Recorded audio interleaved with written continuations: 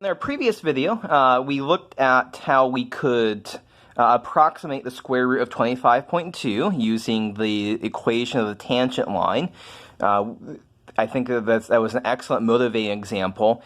At this point, we're going to do things with a little bit more formality, a little bit more terminology.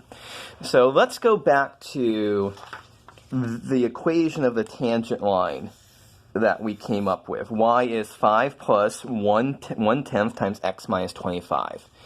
Oftentimes, if we're doing this as in terms of a linear approximation, we'll write this as a function. We'll write this as a function L of x. So we'd write L of x is equal to 5 plus 1/10 times x minus 25. So now this is a function that we can plug values into, that we can plug in different x values to estimate our function. So for example, what we did previously was that we did L of 25.2 was equal to 25 point, what was our answer? Not 25 point, but 5.02. L of 24.7 was equal to 4.97. Those were our estimates. Those were our estimates for the various square root values. I essentially asked you to find L of 25.3, I think it was, in the last pre-class problem. So more generally, where did these numbers come from? So more generally, we have L of x is equal to this 5. Let's go back to the previous sheet. That was coming from f of 25. So that f might be general, and that 25 might turn into some other value, so we'll just leave that as an a there. Plus 1/10. Where did that 1/10 come from? That was f prime of 25. And again, we're going to think of 25 as some generic point A. Plus f prime of A times x minus, what's 25? That would be our A value. And so we have more general for any function that's differentiable f, and any potential x value A, I can ask you to come up with this new function, and this is called the linearization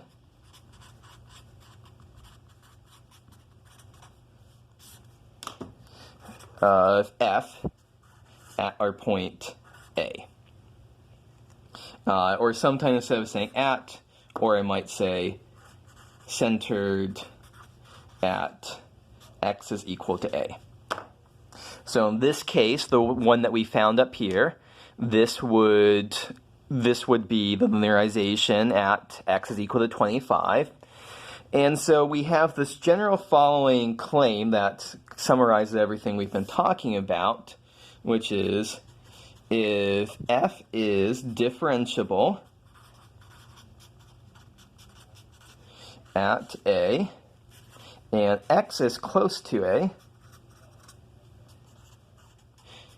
then f of x is approximately equal to L of x. So what we were doing on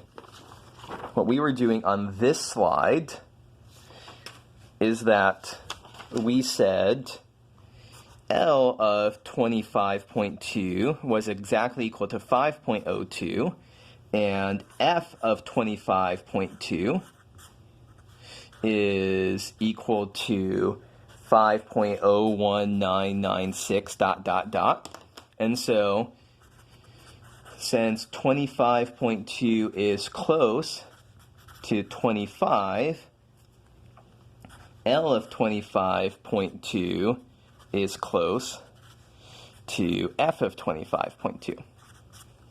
So that's the whole point. That's the summary of why we can, what we're doing here. This idea of linear approximation, that we come up with this linearization f at A, And if we plug in values of x that are close to a, we get approximations to the overall function at those points.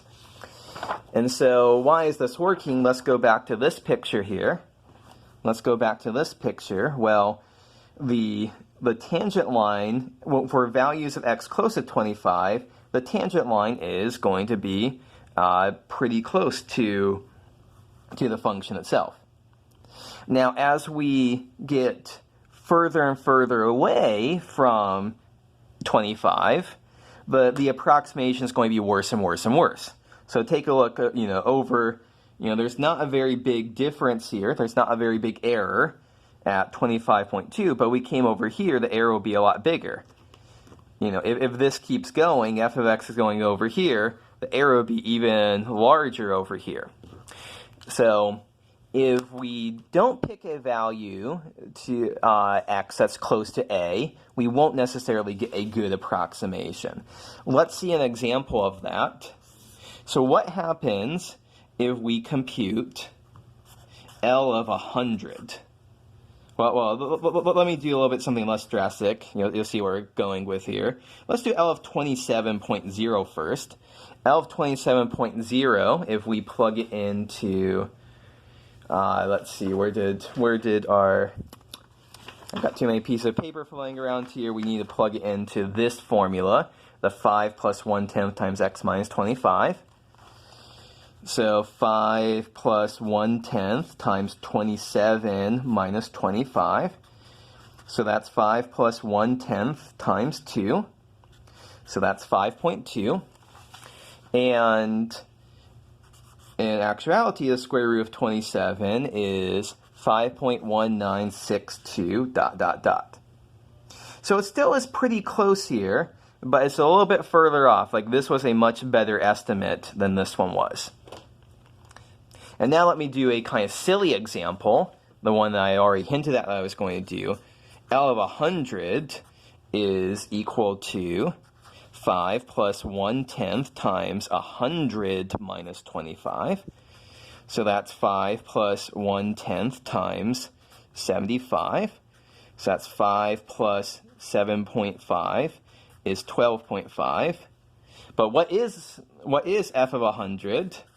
Well, that's just square root of 100. That's 10. And our estimate is far worse than it was before.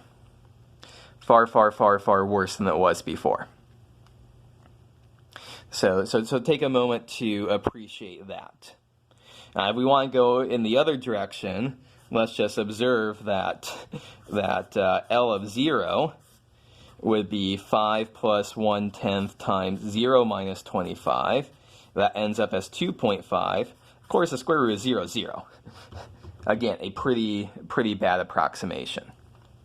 So, moral of the story here, linear approximations, these linearization formulas, they give us very good approximations for values of x close to a, close to where we're doing our approximation about.